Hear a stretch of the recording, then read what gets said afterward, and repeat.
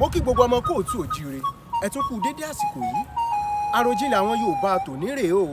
Yorùbá bọ̀ Yorùbá ní a kì í gbé erin lórí káwá mọ́ tó fi ẹsẹ̀ dẹ isà ìrè. Bẹ́ẹ̀ ni ihò tó wà níbi ìrè mélòó ni sí ti erin téèyàn rìn lórí.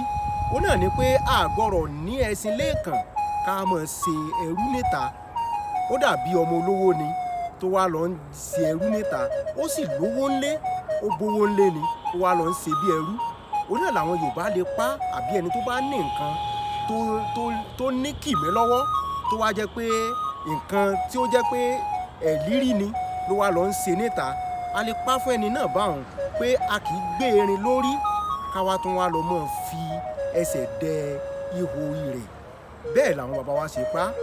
Títí ìgbà míì táwọn pàdé, Àròjinlẹ̀ àwọn Yorùbá tòní nù. Ire o.